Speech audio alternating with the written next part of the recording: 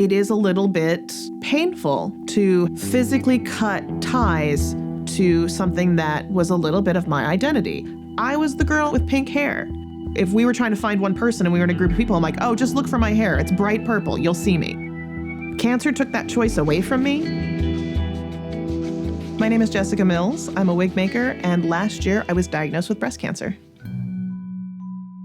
Most of my clients are cosplayers. Cosplay wigs are a little different than a ready-to-wear or everyday wig. This is meant to emulate a character, whether animated or live action. They tend to be a little more extra, a little more larger than life. I cosplay myself, but I also do more clients than my own wigs.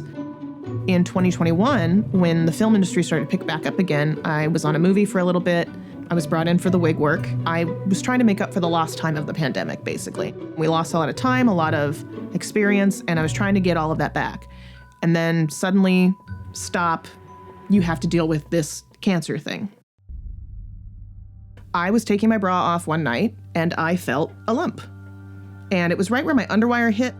It didn't get better, it didn't get worse, it didn't get bigger. Then what I had found previously was beginning to hurt. And I had to fight with doctors to be seen, which is terrible to have to say. After a couple of fights with that, I was finally taken seriously, and lo and behold, I had stage 3 cancer.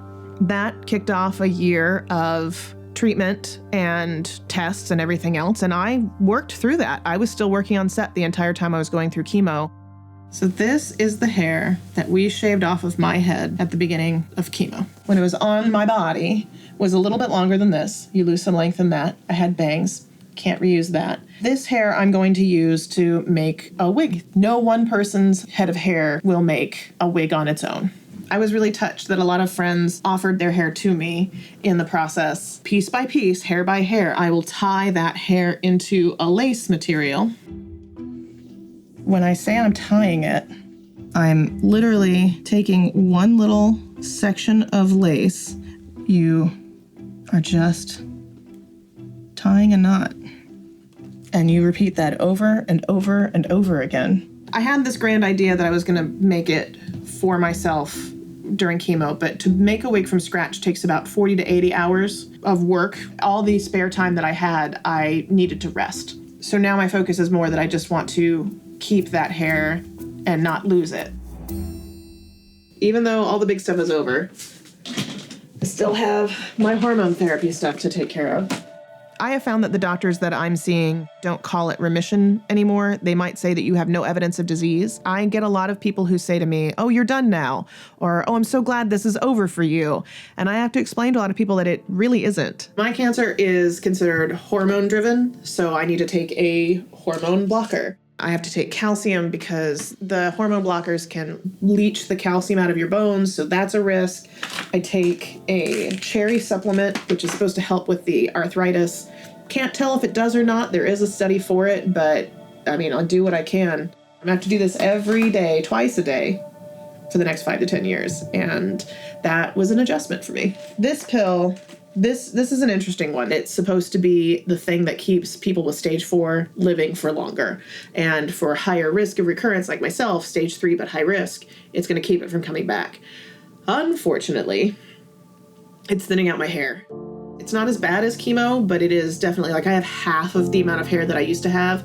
And I had all these plans for different hairstyles I was going to do as it grew back in. And since it's thinning out my hairline, I can't do that. So it's just a change. This was a dining room, and it is now my studio. I've got 10 wigs this week that I'm working on, and I'm gonna need a bunch of different tools to do it. I love this little carousel. I've had it for years. The poor thing is so covered in hairspray at this point.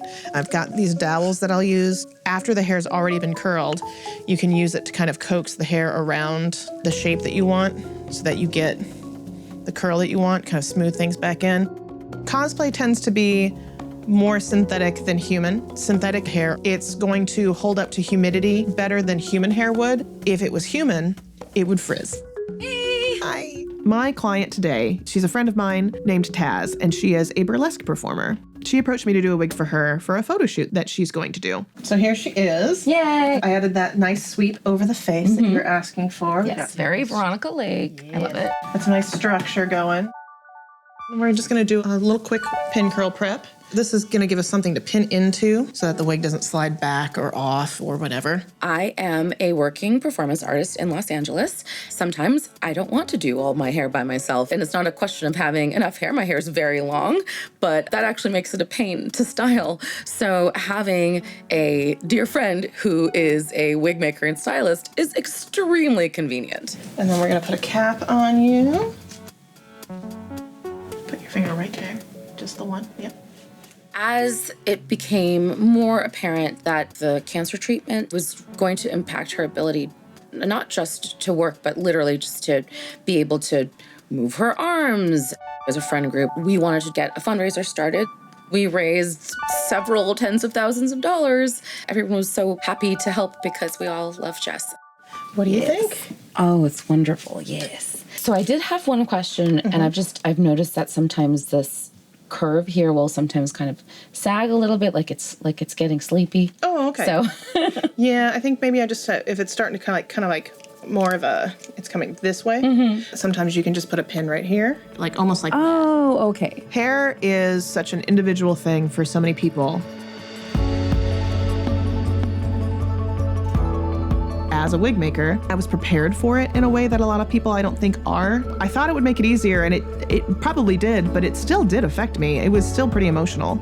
I don't think there's any way around that. It's visceral. In this industry, there's a lot of focus on how you look and what you can do for others. It takes a lot of courage and a lot of strength to accept help. That was the thing that was the most striking to me, was that she was willing to accept help. It was really amazing to see how our entire community came together to support her. My body has done what it's going to do, and I have done what I can to get rid of it, and all I can do is live my life well and keep moving forward.